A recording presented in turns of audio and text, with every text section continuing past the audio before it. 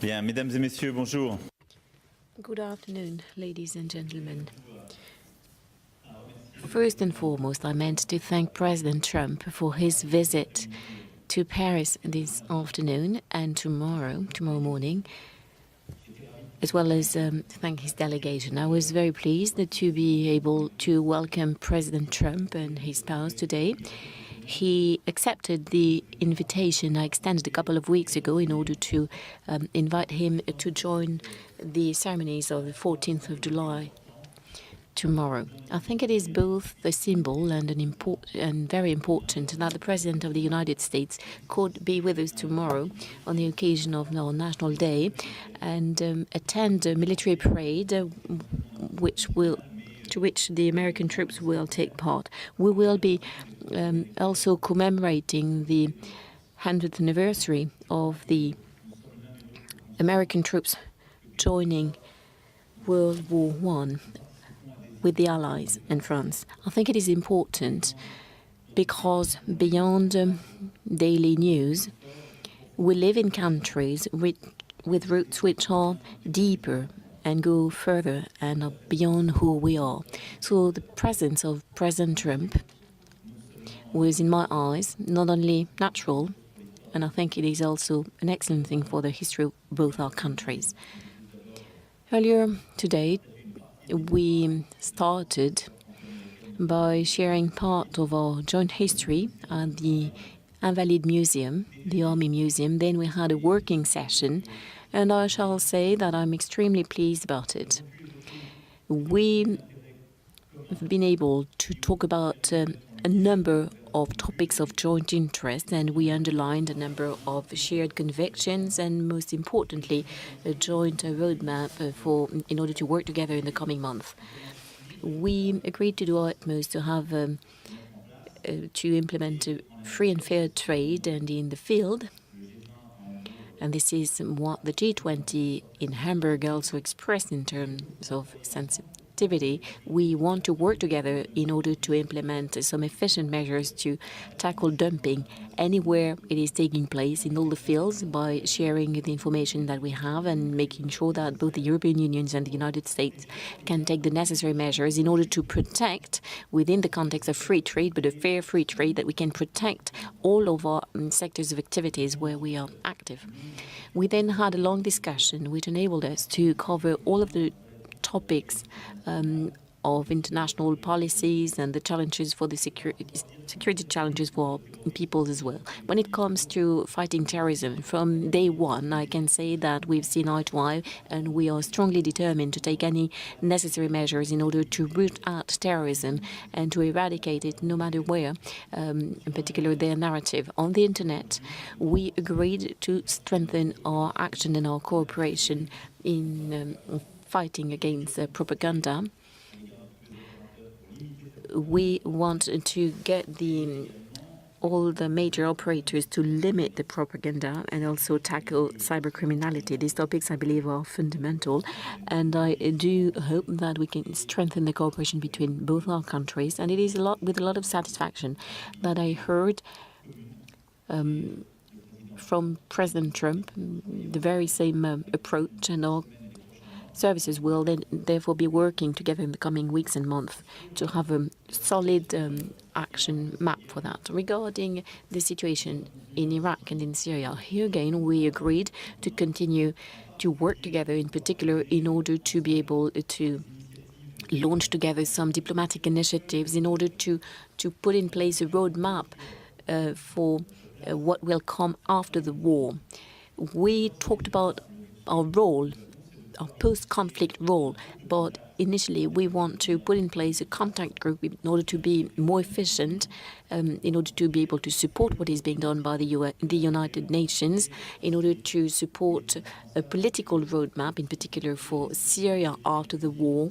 It is important to put in place some inclusive political solutions for that period of time. We know where destabilization comes from. The roadmap will take care of that, we'll cover it, and we'll also ask our diplomats and our staff to work along those lines so that in the coming weeks some concrete initiatives can be taken and supported by the P5. We also share the same intentions regarding Libya. And like I told President Trump, I very much want to take a number of diplomatic initiatives, strong ones, given the situation that we know, and which requires more stability and better control over the region. But Libya or the Sahel, I think I can say that we have the same vision, a very coherent understanding of the situation in the region, and the same willingness to act very clearly against any form of terrorism and destabilization. Next, climate. Well, here we know what our disagreements are. We've expressed them on a number of occasions, but I think it is important that we can continue to talk about it. I very much respect the decision taken by President Trump. He will work upon implementing his campaign promises, and as far as I'm concerned, I remain attached to the Paris Accord, and will make sure that step by step we can do everything which is in the Accord. Ladies and gentlemen, this is in summary what we've been talking about. We will continue with a friendly tone and informal one this evening regarding trade and security for both our countries, the fight against terrorism, stability in the Near and Middle East, in Libya or in the Sahel. I can say that we have a shared determination. The United States is extremely involved in the Iraq war, and I would like to thank President Trump for everything that's been done by the American troops against this background. But I would like him to know that I am fully determined to act together with him in this respect. Fully determined. I very much want both our countries in these matters to increase their cooperation in the coming month, because the threat we are facing is a global one. Our enemies are trying to destabilize us by any way, and I believe that this is very much at the heart of the historic alliance between our two countries, and which fully justifies the presence of President Trump today and tomorrow in Paris. Thank you. Thank you, dear Donald. Thank you. Well, thank you very much, President Macron. And Melania and I are thrilled to join you and Mrs. Macron. This is a wonderful national celebration, and we look very much forward to it. It'll be spectacular. Tomorrow, Bastille Day. We're honored to be here in your beautiful country, and it certainly is a beautiful country, with its proud history and its magnificent people, and thank you for the tour of some of the most incredible buildings anywhere in the world. That was a very beautiful thing to see. Thank you. When the French people rose up and stormed the Bastille, it changed the course of human history.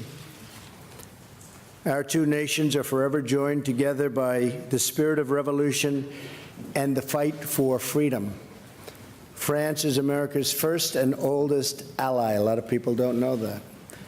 Ever since General Lafayette joined the American fight for independence, our fates and fortunes have been tied unequivocally together. It was a long time ago, but we are together. And I think together perhaps more so than ever. The relationship is very good. This visit also commemorates another milestone. 1 century ago, the United States entered World War I. And when the president called me, he had mentioned that fact 100 years ago, and I said, Mr. President, I will be there. That's a big, important date, 100 years. We remember the tens of thousands of Americans who gave their lives in that valiant and very difficult struggle. We also pay tribute to the heroic deeds of the French troops whose courage at the Battle of Marne and countless other battles will never be forgotten by us. More than 1 million French soldiers laid down their lives in defense of liberty. Their sacrifice is an eternal tribute to France and to freedom. French and American patriots have fought together, bled together, and died together in the fight for our countries, and our civilizations. Today, we face new threats from rogue regimes like North Korea, Iran, and Syria, and the governments that finance and support them. We also face grave threats from terrorist organizations that wage war on innocent lives. Tomorrow will mark 1 year since a joyous Bastille Day celebration in Nice turned into a massacre. We all remember that, how horrible that was. We mourn the 86 lives that were stolen, and we pray for their loved ones. We also renew our resolve to stand united against these enemies of humanity and to strip them of their territory, their funding, their networks, and ideological support. Today, President Macron and myself discussed how we can strengthen our vital security partnerships. We just had a meeting with our generals and our representatives, and it went very well.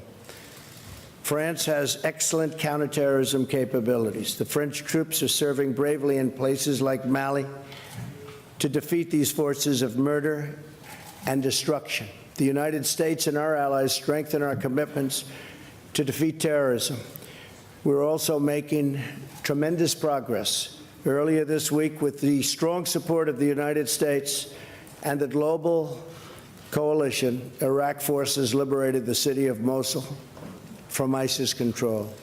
Now we must work with the government of Iraq and our partners and allies in the region to consolidate the gains and ensure that the victory stays a victory, unlike the last time.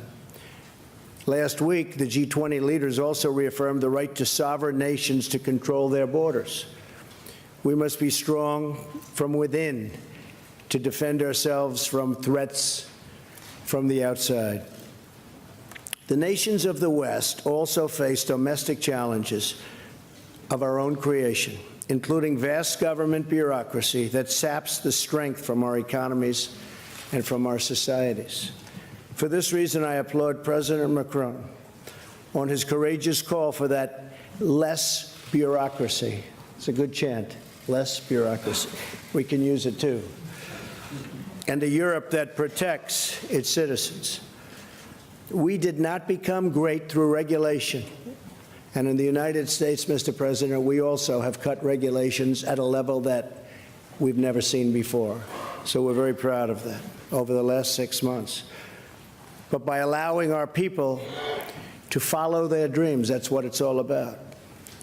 To achieve these dreams, however, we must also confront unfair trade practices that hurt our workers and pursue trade deals that are reciprocal and fair. Both President Macron and I understand our responsibility to prioritize the interests of our countries and, at the same time, to be respectful of the world in which we live. We live in a very complex world. We have to respect it. The United States remains committed to being a leader in environmental protection while we advance energy security and economic growth. The friendship between our two nations and ourselves, I might add, is unbreakable. Our occasional disagreements are nothing compared to the immortal bonds of culture, destiny, and liberty that unite us, so strongly unite us also. As long as we have pride in who we are, where we've come from, how we got here, and what we've achieved as free and democratic nations, then there is nothing we cannot accomplish together. France helped us secure our independence. A lot of people forget. In the American Revolution, thousands of French soldiers fought alongside American troops so that, as Lafayette said, liberty would have a country. Ever since then, courageous heroes from both nations have fought for the same noble values and the same righteous cause. Tomorrow, the French tricolor will once again wave proudly alongside the American stars and stripes. Our brave soldiers will march side by side, and we will all be inspired to protect and cherish the birthright of freedom that our ancestors won for us with their sweat and with their blood. President Macron, thank you for inviting Melania and myself to this historic celebration. And to you and your spectacular country, may God bless France and may God bless America. Thank you very much. Thank you. Thank you, Mr. President. Thank you. Très bien. Nous allons prendre, je crois, 4 questions. Very well. I think we will be taking 4 questions. Et ni le président Trump ni moi-même n'avons. Neither President Trump nor myself have a microphone. Alors, He's getting first question, President. voilà. Allez-y. Messieurs les présidents, bonjour. Alison Tassin. A question from LCI. Sir, a question first of all, President Macron, regarding what you said on the occasion of the press conference together with Chancellor Merkel.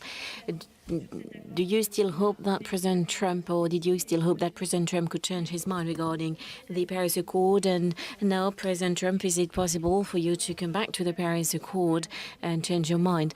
Next, regarding your relation, how would you describe it today? What about the dinner tonight? Is it going to be a dinner between friends? Well, regarding climate, well, we have a number of disagreements, which are in particular due to the commitments taken by President Trump vis-à-vis his during the presidential campaign. So did I. I'm aware of how important that is, but we therefore talked about our disagreement, and we actually discussed the matter even before President Trump reached a decision. Next, should that have an impact on the discussions we're having on all other topics? No, absolutely not. This is the reason why we share the same views and some major common goals on many other topics, or all other topics, which we've been discussing today, and we shall move forward together. Next, well, of course, President Trump will tell you about it, but he's made a number of commitments, and we're going to be working together. And my willingness is to continue to work with the United States and President on this very major topic. I understand that it's important to save jobs. That being said, we shall leave the United States of America work on what is its roadmap and continue to talk about it. So today there's nothing new and unprecedented, otherwise we would have told you about it. But I believe there is a joint willingness to continue to talk about this and try and find the best possible agreement. As far as I'm concerned, I remain extremely attached to the framework of the Paris Accord, which has been a major international breakthrough, and it is within that framework that I'm working on our priorities, including for the European Union. Lastly, as you know, I never very much want to comment who we are and what we're doing personally, but I can tell you that this evening at the Eiffel Tower it will be a dinner between friends, because we are the representatives of two countries which have been allies forever, and because we've been able to build a strong relation which is dear to me, because it matters a great deal for both our countries. It will therefore give me great pleasure to have dinner together with you tonight. I think that I can reiterate, we have a very good relationship, a good friendship, and we look forward to dinner tonight at the Eiffel Tower. That'll be something special. And yeah, I mean, something could happen with respect to the Paris Accord. We'll see what happens. But we will talk about that over the coming period of time. And if it happens, that'll be wonderful. And if it doesn't, that'll be okay too. But we'll see what happens. But we did discuss many things today, including the ceasefire in Syria, and we discussed the Ukraine. We discussed a lot of different topics. We briefly hit on the Paris Accord, and we'll see what happens. Okay? Yes, ma'am. Go ahead.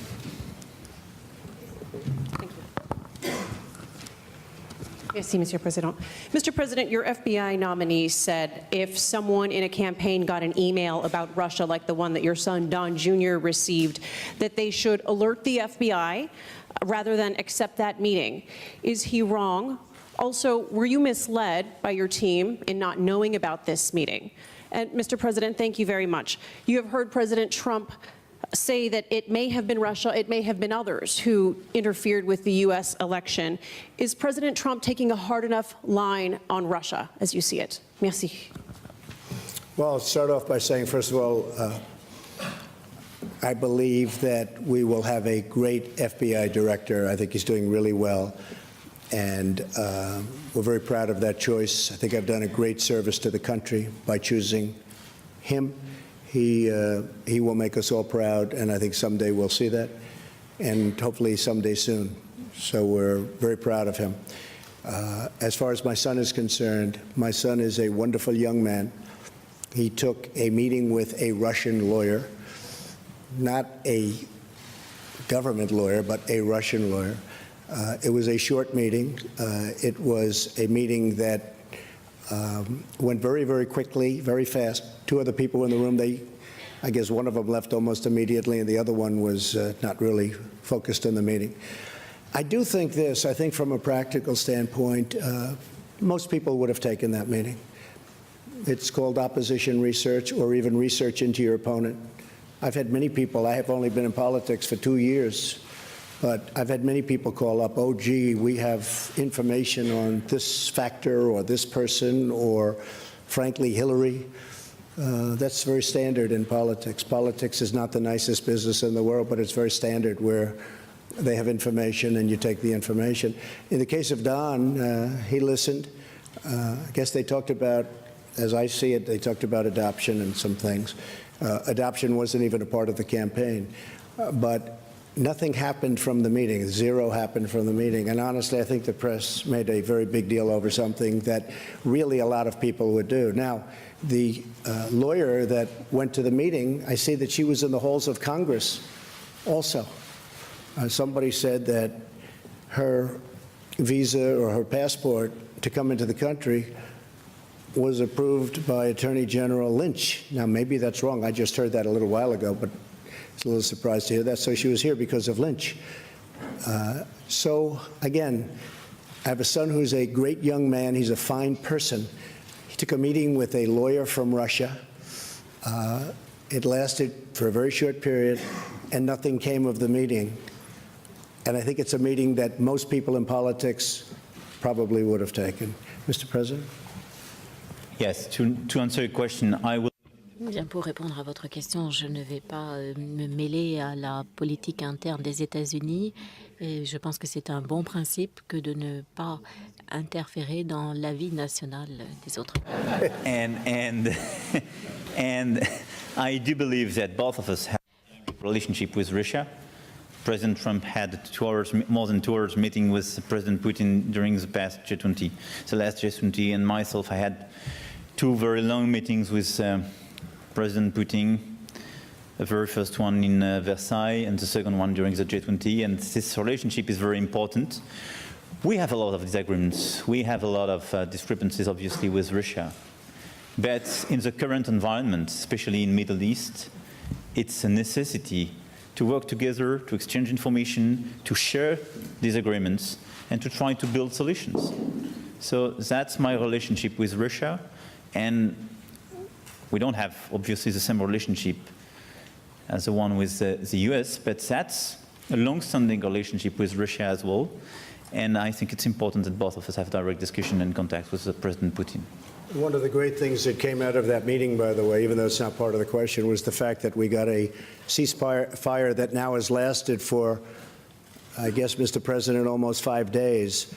And while 5 days doesn't sound like a long period of time, in terms of a ceasefire in Syria, that's a very long period of time.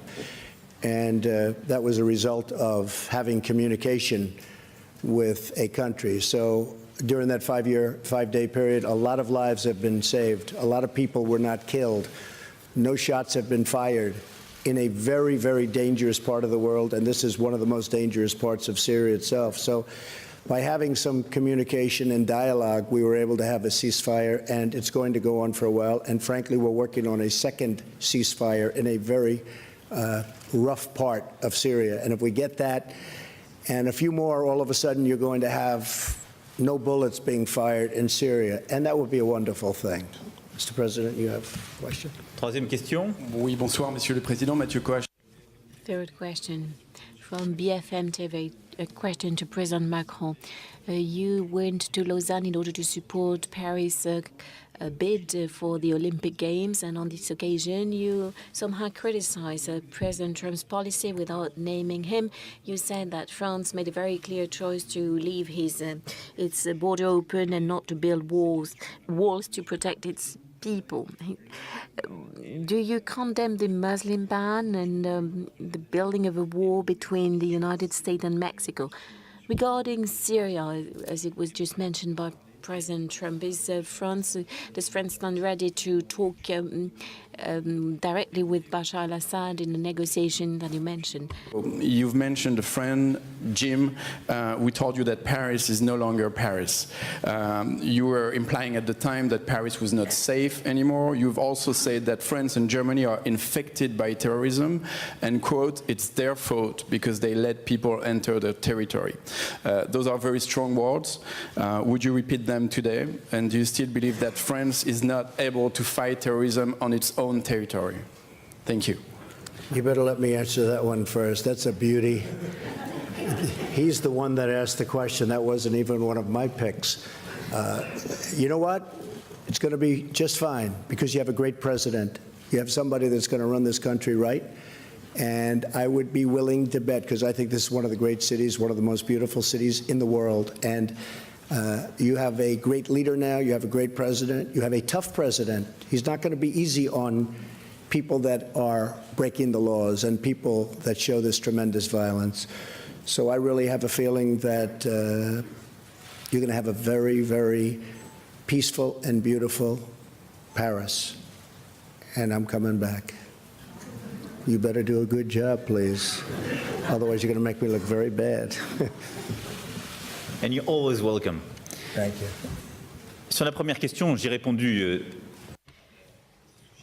Regarding the first question, like I said, I believe that the discussions that we've had today is the proper answer to terrorism. The right answer is strengthen cooperation between our services, never-ending fight against terrorists, no matter where they are. This is what I was referring to. This is what we are working on actively together. So in this respect, there is no difference and no gap between the French and the American positions. When I have something to say, I say it clearly, and I do say who I'm aiming at. And when I refer to those who've been my opponents in the French political battle, I also mention the names. So let us not mix up everything. And regarding the fight against terrorism, I think that the right approach is to have a strengthened cooperation in the field of intelligence, is also to be working together on all the theaters of operation where we are, and I think that the decisions we've reached, they will enable us to do more. Next, your question regarding Bashar al-Assad, which is an important one. Let me put it simply. Indeed, we now have a new approach of Syria, because we want some results and we want to be closely working together with our partners, including the United States of America. We have one main goal, which is to eradicate terrorism, no matter who they are. We want to build an inclusive and sustainable political solution. Against that background, I do not require Assad's departure. This is no longer a prerequisite for France to work on that, because I can only tell you that for 7 years we did not have an embassy in Damas, and still we have no solution. Next, we also have a common red line together with President Trump. He intervened before I was elected, and I said it to President Putin after my election: no use whatsoever of chemical weapons. Any use will lead to reaction an attack against a reaction regarding the storage places. And next, we also want humanitarian corridors. Also, we want to build a sustainable political stability for Syria. This is our roadmap. In order to stick to it, we need a diplomatic initiative beyond our military actions. This is what we've been agreeing upon because we want to take an initiative with the members of the Security Council and a number of countries involved in the process in the matter. Of course, there will be representatives of Assad that will enable us to put in place the roadmap for after the war.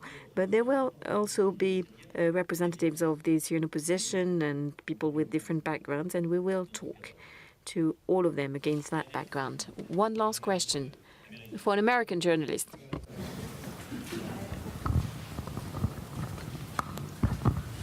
Thank you, Mr. President. Thank you very much. Phoenix TV of China. Ma question est adressée à deux présidents. Monsieur le Président Macron, vous avez eu la première rencontre. For both presidents, Mr. Macron, you had your first meeting with the Chinese president during the G20 summit. What will France do? How will France cooperate with all of these areas with China? And what do you think personally of Mr. Xi Jinping? President during the G20 summit, and how do you want to continue to work with China, and what do you personally think about Mr. Xi Jinping? Thank you very much. Well, he's a friend of mine. I have great respect for him. We've gotten to know each other very well. A great leader. He's a very talented man. I think he's a very good man. He loves China, I can tell you. He loves China. He wants to do what's right for China. We've asked him for some assistance with respect to North Korea. Probably he could do a little bit more, but we'll find out. We're now working on some trade deals. He's been very nice. He's let, as you know, beef go back in, certain financing go back in, credit card financing, and various other things go back in at my request, which is a great thing for our farmers. So a lot of good things are happening, but we're going to be working on some very major trade components. But President Xi is a terrific guy. I like being with him a lot, and he's a very special person. Okay, thank you. J'ai eu le premier entretien physique après une discussion téléphonique. I first talked to President Xi over the telephone, then I got to meet him in the margin of the G20 summit in Hamburg. Early next year, I will be traveling to China. We've agreed to it.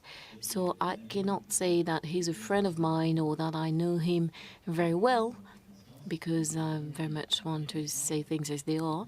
But we had some initial contacts which were extremely fruitful and positive. I have a lot of respect for President Xi, and I would like to say that over the past few months he did express his willingness to have a vision for multilateralism and wanted to commit himself on a number of topics. I think that many of us remember his words in Davos, and he there very strongly expressed his vision of the role of China. We have a number of joint commitments, including on climate. He's very committed to that, and he told me that he wanted to do more in the field, and I can only be happy about it. He wants some strong cooperation.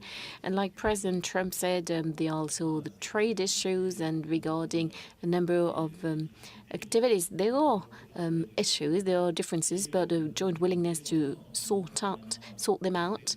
And as permanent members of the Security Council, we want to work together on all of the topics we've been discussing today. And China, in this respect, is a key partner in order to build peace all around the world.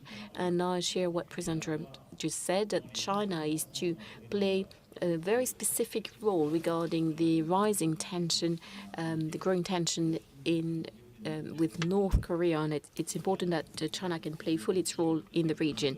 In summary, I think he's today one of the great leaders of our world, implementing a major and ambitious reform of China, society and the economy in China, and therefore my willingness in this respect as well is to have a strategic dialogue, the purpose of which is to continue to talk about the industry, civil nuclear industry, economic matters, and talk about any difficulties we may have together. Bien, il me reste. Very well. Allow me to thank you, ladies and gentlemen, and once again thank President Trump for his visit, and I will be seeing him in a few moments in a friendly atmosphere. Very much. Great honor. Thank you. Thank you, my friend. Thank you. Thank you.